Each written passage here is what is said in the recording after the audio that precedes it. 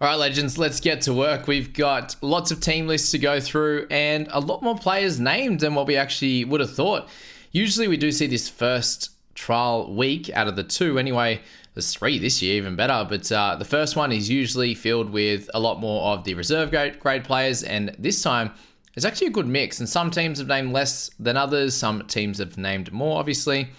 And we've obviously got the Indigenous v Maori All-Stars game as well, which is awesome. So we're going to go through that first, and then we're going to go through all the preseason teams, because what you'll see, guys, is obviously a few players from these squads here aren't going to be named in their original NRL team list, and therefore you might think, oh, wow, like, are they out of favor or something like that? No, a lot of them are in this game here, a lot of those guns. So just be aware of that. We obviously also have the news of Lucy Leilua wanting an immediate release from my Cowboys. So interesting.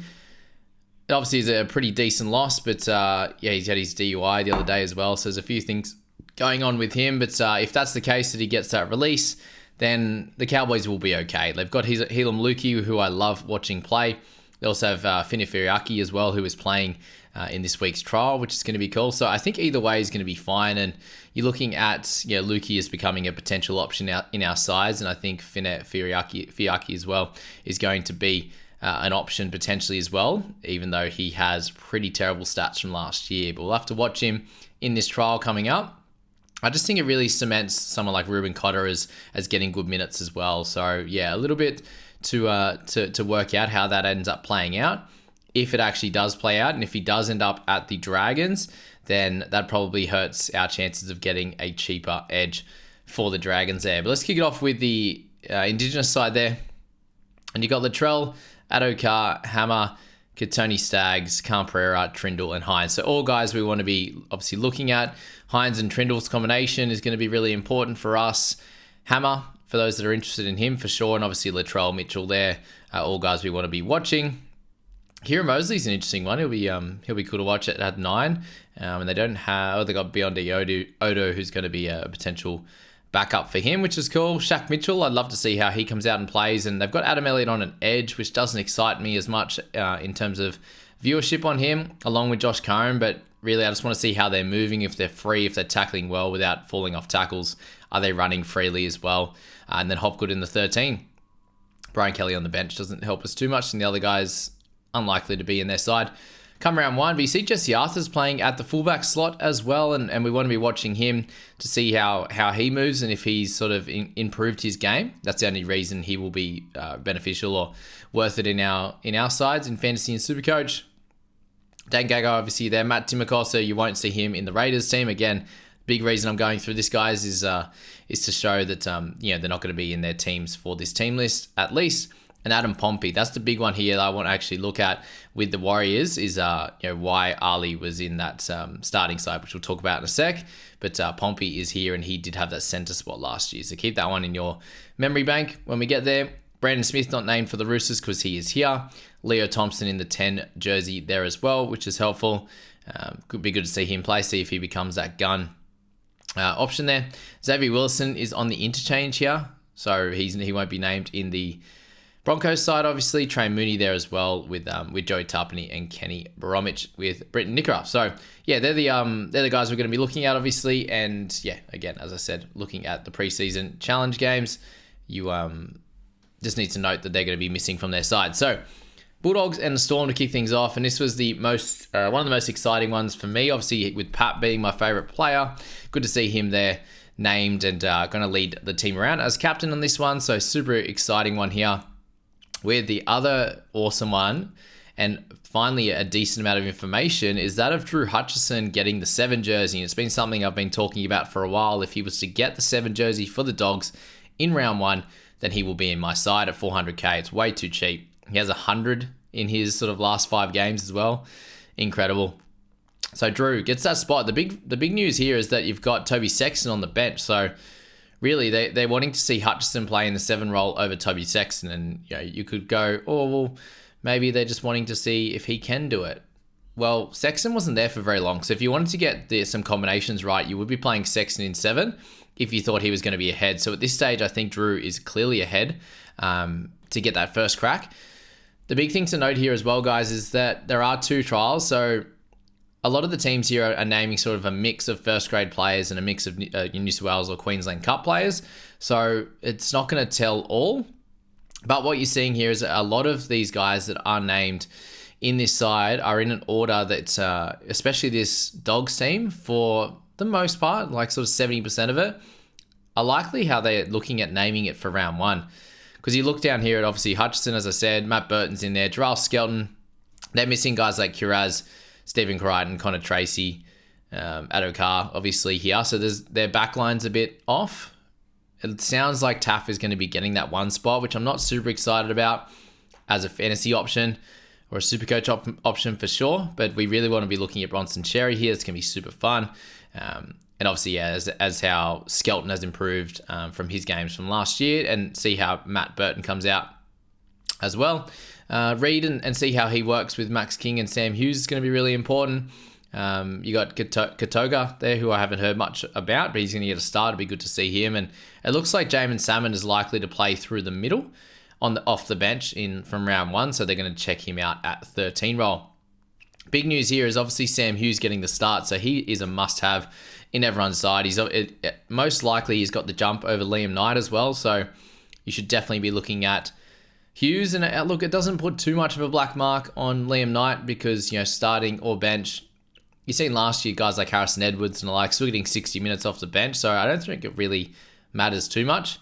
But if Sam Hughes is ahead of him, that would usually mean that Hughes would get a couple more minutes. It's probably the big thing there. You've got your main front row forward who will get a bulk of minutes, and then you've got the second guys probably around that 40 to 45, and then the third guy's probably 5 minutes below that, with the fourth guy being anywhere between sort of a 10 to 15 range, which you saw from a couple of guys last year. So that's the big news on that bench there is Liam Knight and Sexton, and then not too many guys in the reserves that we should be thinking is going to be getting close to a spot there. And guys like Eli Clark, Blake Wilson, Jarrell Skelton, they're all some backup options in the backs if we happen to get any injuries for the Bulldogs there. So that's pretty cool that we're going to see that many first grade players and fighting for spots. So keen to see how Drew gets them around. I think he is a great player and he deserves it. For the Storm there, we've got Pap, obviously, which is cool. In the centers, Remus Smith and Marion Seve. So I think it's definitely a fight for that center spot. You don't see Nick Meaney there, which is something to note. So yeah, just keep him in your thoughts because he's likely to get one of those spots as well. Iramia's back up, obviously with Katoa as well.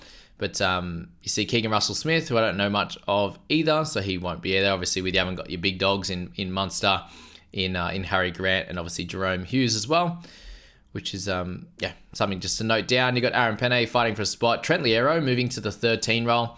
This is huge for Sean Blaw's chances of being on the edge. So if this is the case, then Blaw is locked into my side. And yeah, it's a very helpful news for us, I think, as well. With Chris Lewis playing some time on the edge with Kane Bradley, who we've heard a little bit about there. Kane and Bronson Garlick is likely to feature at the 14 in this side, or Tyron Wishart. Yeah, so cool first game there, guys. Moving to the Saturday games, we've got a double header at Gosford, I believe, with the Knights and Sharks, and then the Roosters and the Eagles. So if you can get out there, I'm going to be busy on Saturday coaching cricket, but it's not too far from where I live, actually. Gosford there. I'll be in Sydney, actually, which will be interesting. Knights. So Fletcher Sharp, good young player, from what I've heard. Thomas Jenkins gets the edge, so gets the wing spot, and you've got Anari Tuala and Papalangi there in the centres. So I just think that they're obviously fighting for outside back spots. They are the depth, all three of these guys, in the outside backs, with Greg Marzu being named here as well. So don't worry about, obviously, the Dane Gaggais and stuff. We just spoke about him, and Bradman Best just signed for an extra 4 years. He extended, which is pretty cool. Jenkins looks like he'll get first spot. Who at 420 okay, it's definitely a little bit of value on him if you do need to go that route for sure. Crossing gets a 9. We still don't see Jaden Brayley, which is a little bit frustrating, but maybe that's next trial for him.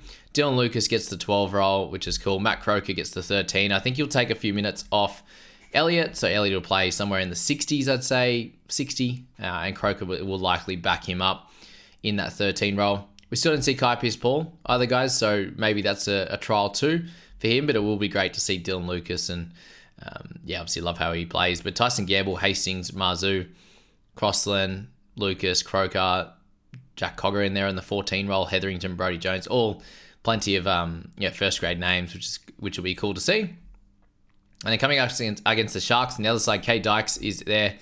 He's going to have a crack, which is good. It's great to see him back from injury. We get to see Kale Irol there, which is lovely. Hiroti has played a bunch of games already, but Kale we're going to be watching to see how he goes. You got Daniel Atkinson and Puru.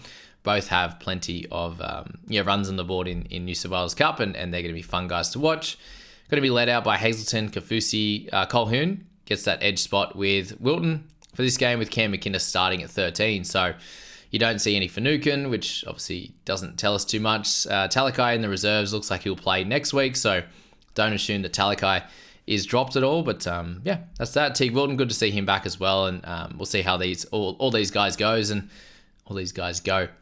But also something to note, guys, is potential for injuries and the like in this game. So in these games, so all of these guys have that risk, and that's when some options could come up as well. And what we're noticing is that not too many cheapies are sort of popping up at this point. We'll find out a little bit more obviously this week, and then coming into next week of trials as well. So exciting, guys. We're a couple 2.5 weeks out from round 1 now, which is awesome. Roosters come up against the Eagles there, and on their side, they actually name a really, really strong side, which is wild. They've pretty much named everyone, and even their bench and reserves are pretty full as well. So what we really want to touch on to start with is going to be the outside backs, with Suali'i in the centre role with Billy Smith. So fighting out for that with Manu not named. They're going to see how those two go, I think, and sort of fight it out with Tupou and also Dom Young in there with their wing spots. So yeah, I don't think you're worried about those two at all. They look like they'll get the spots. You're going to get to see White in the starting role, with Docker Clay getting a chance at hooker, which again won't be too relevant there. But they're going to give Tupanua and Nat Butcher first crack here in the trial. I'm not sure how much we're going to take a read on this. Also, the fact that I think Terrell May is off the bench is basically how I expect him to line up anyway. So they're going to see what kind of punch he has off the bench with Sandon Smith, with Egan Butcher, with Angus Crichton. So Crichton not getting the start in this one. We will have to wait and see come next week's trial if he was to get a start. And maybe, Siwa Wong in the reserves and Crichton are the two guys that are going to get a start next week. And at this point, given Crichton is sort of coming back from a few different types of issues, that he's going to just take a few minutes in this game, and then he's going to be someone that takes some bigger minutes coming into their second trial there. But it'll be great to see how Tupanua goes. They're playing Victor Radley as well, so super strong outfit, the strongest of all of the preseason trials. And it'll be a little bit tougher on the Eagles, who played a fairly strong lineup in their previous trial last week. And this one here, there's no Luke Brooks, there's none of their guns in it, Tommy Turbos and DCEs and the like there. Lockie Croker is not there either. So they still have Bailey Hodgson, which would be cool, with Jackson Parlow there. Tommy Talau, which would be cool. Vega playing as well, but Arthur and Wakeham running them around. So they got a decent amount of backup in the halves, which is good. We get to see Paseka Sibley in the front row, which is awesome. And Ben Trebojevic gets the start over Josh Schuster. Unsure at the moment if that's just more related to him coming back from injury, or that's related to Trebojevic likely to be ahead at this point. They're getting a lot of minutes into Trebojevic's legs. He'll likely play this one and probably the last one as well, if DCE and the like are there. And if he's actually in contention to play in round 1, I feel like there's every reason to start him in that one as well, and maybe for the first portion of the game, just like he would be in this, and then move him on from there. The weird one here is Carl Lawton at 9. I love watching him play, but he's always injured. Why is he at 9 if all the talk has been that Jamie Humphries and Gordon Chan Kum Tong are going to be the two guys that are likely to play in that 14 role, whereas Lawton hasn't been spoken about too much. So yeah, I find it really interesting, and I do love watching him play, and it would be cool to see him do really well and sort of fight his way onto this bench, that's for sure. But Nathan Brown has been named in the 13 role. He just got moved up into a top 30 spot, but he'll be very expensive from what he was last year. I don't think he'll get any discount on that, but I'm really keen to see how Schuster looks out there. He's currently not anywhere near my side, but some good performances and being named in round 1 would definitely change that there. The mid-range game is absolutely incredible at the moment. The amount of guys that you could look at picking from the mid-range. Wild. Eels and Raiders. So this one's on Saturday evening. And we're looking at here Morgan Harper and Bailey Simonson in the centres. So no Will Penasini. He will likely be playing next week. Unless he wasn't in that game, was he? Penasini? No, he wasn't. No. So Jack Howarth in the reserves. Wow, didn't even see that. Labour, Jordan Grant, Keenan Palacia, Tamati Martin as well. So yeah, no Will Penasini. So he'll likely be there next week. But obviously they've left out a few of their top guns. We really want to see Sean Lane in this one. He's our big guy. And they're starting with Brendan Hands in this one. It'll be interesting to see if they start with Joey Lussick in the second trial, but he is nowhere to be seen. So does he get this spot, or are they likely, is Lussick likely ahead? And he's going to play with their main guys in the Browns and Moses in when they come in for their trial next week.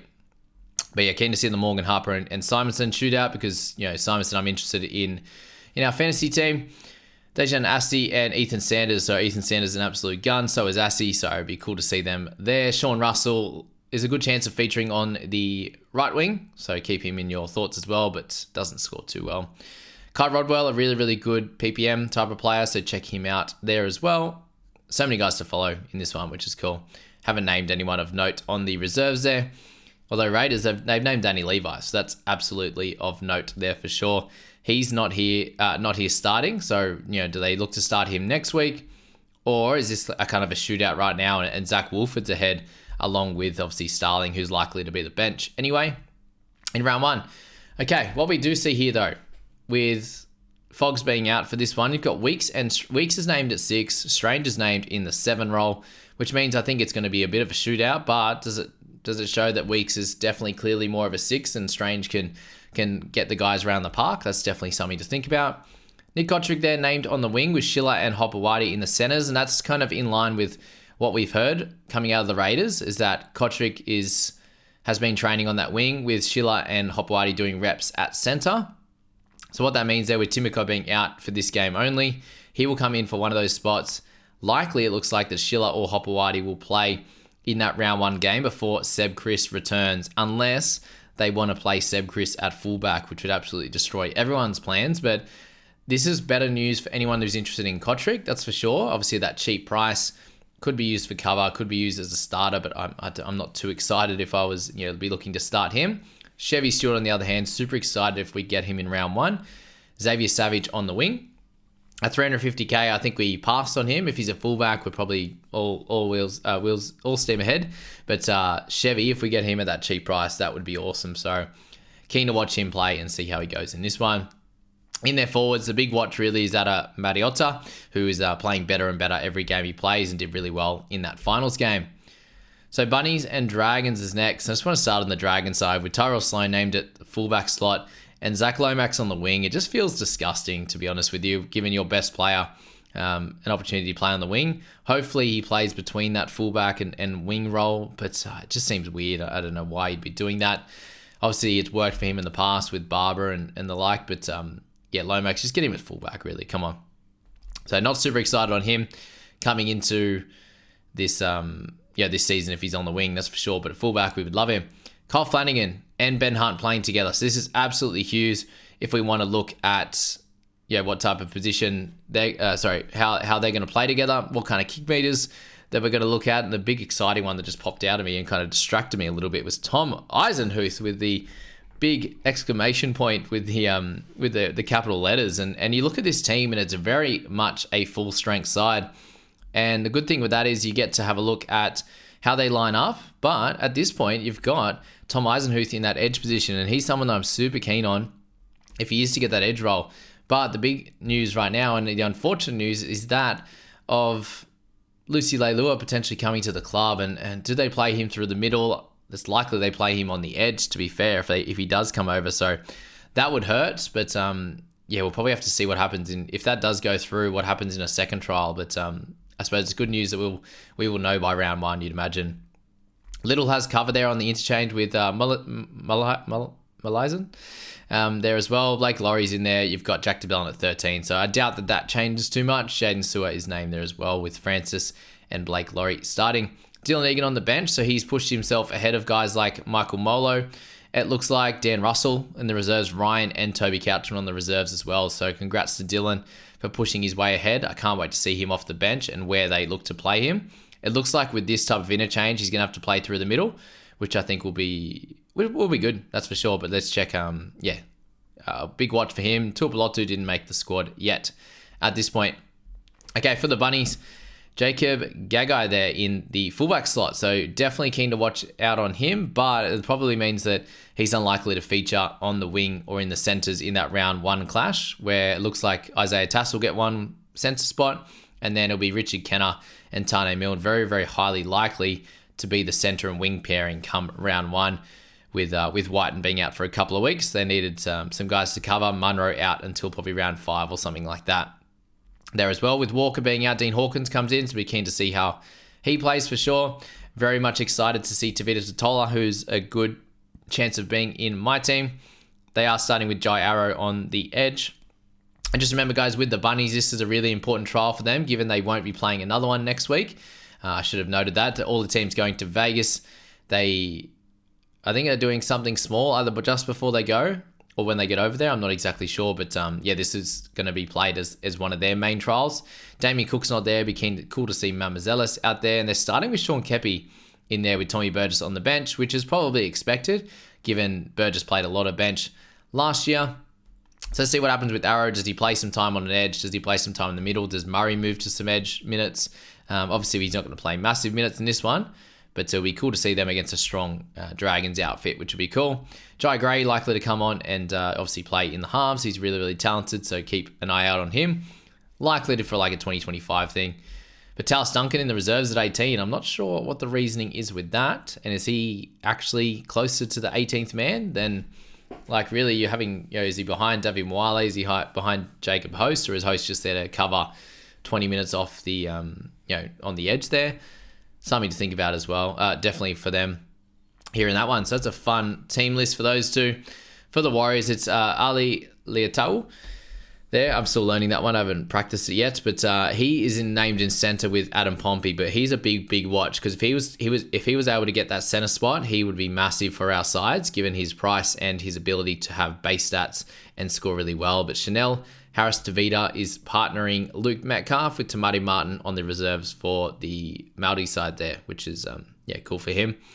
But with the forwards, that's the big interesting one. We get to see Roger, which is going to be awesome. Tuivasa Sheck. And then you've got Jackson Ford, Tom Ali, and Freddie Lussick in there starting that one. The rest of the starters, I believe, will be named in their second trial next week, which will be cool.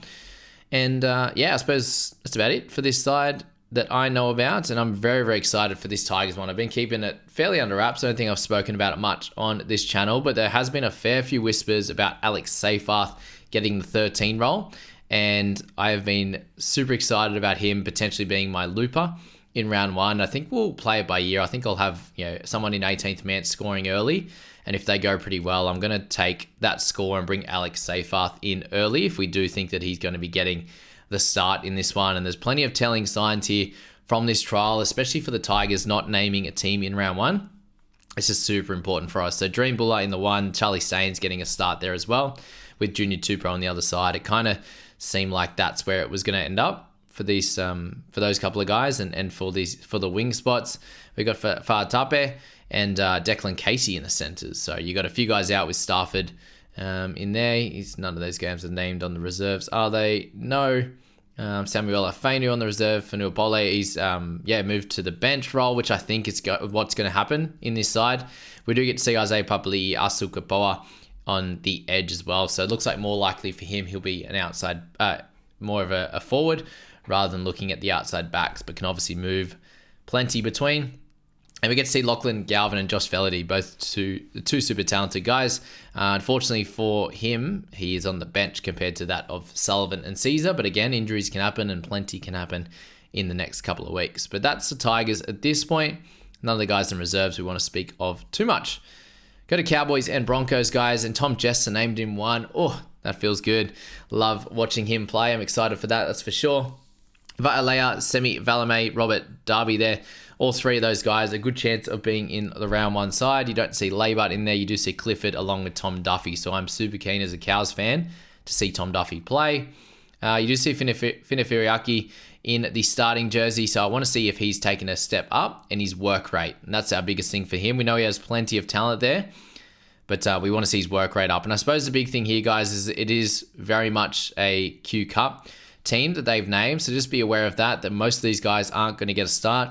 I think, Valame, Va'alea, and Darby are likely fighting for one or two spots, and they could be all of them on the outer. And then you've got Thomas McKaylee. I'm keen to see play, see how he goes. Jack Kasevsky is on the outer, on the outside looking in. Same with Sam McIntyre and everyone on this bench as well. And Finne, I'm keen to see him get some good minutes in his legs and likely to see their full team next week. For the Broncos, we get to see Reece Walsh, which is going to be awesome. And there's a lot of top-tier players that are going to be playing first grade in this side. And it looks like Corey Oates and Mariner are going to be fighting for this wing spot. Jesse Arthurs is not available, given he is playing for the Maldives as well. Then you've got Hoda and Selwyn Cobbo named in the centres. And yeah, that's where DeLuise plays. He's behind, obviously, Katoni Staggs, who's out for this game as well. But Jock Madden gets a crack, which will be fun to see with Reynolds. And then in the starting forward pack, you do see Corey Jensen get that start, which is great for him. Haas, Carrigan, both named. Piakura named as well. So that's good to see. Billy Walters in the 9 with Smoothie on the bench. So that is probably how it's going to line up, along with Muddy Tapau, Fletcher Baker, Kobe Hetherington. This looks exactly like the team that is going to run out in round 1. So no real surprises for the Broncos. And I suppose the big thing here is going to be how many minutes guys like Baker plays and how does he look coming into this trial. Does he look himself? Does he look like he's free-flowing? Is he falling off tackles? All of those things, and we want to see how Payne Haas looks as well. Again, hopefully no one gets injured in these games as well, but that'll be fun to watch with their close to full-strength side. Dolphins, Trey Fuller, what an exciting prospect he is. Jack Bostock, we've got Tessie New fighting again for that sort of wing spot, it looks like. We don't see Jake Averillo, though. He's been named in the reserves, which is strange that... Actually, he's not even in there, is he? No, he's on the interchange bench, which is strange. So, him and Val Tafade have been named on that bench. You've got Ewan Aiken in the back row slot with Connolly Lemuelu named in the reserves. It's good to hear it's good to see from him that he is in there, in that position. Strange, we've got Jared Wallace in the reserves as well. So, again, named a very, very strong 17 here with Farnworth and Asako there, Isaiah Katoa and O'Sullivan. That looks like how it's going to line up. Tommy Flegler in the start with Mark Nichols. You got Gilbert back there, which is awesome. Jeremy Marshall-King is named there with Max Plath, and Kurt Donahue could take some minutes as well. But with Jeremy Marshall-King, we're just keen to see how he looks, if he's making good tackles, if he's got good service and setting up any tries out from dummy half. And on the Titans side, I suppose it's a fairly reserve grade looking side, and it'll be interesting to see if Dolphins can come out and absolutely pump them or not, because you don't see any of their big dogs with Tom Weaver even on the interchange. Don't know much about Tom Steedman and Kyle Foxwell, but Weaver, I thought he was a little bit ahead, and Harley Smith-Shields doesn't even get a chance in the centres there with Jack Garrod and Aaron Schopp in the starting side. So I'm not sure if you can put a line through Harley Smith-Shields in this one, or if he gets they're holding him back for next week or something like that. But not too much to see on that side of things. And that is it for this week, guys. It's a really awesome team list. I'm super excited about that. I think it helps us out with potential decisions that coaches are going to be making heading into round 1, obviously, and we will have to see next week's as well.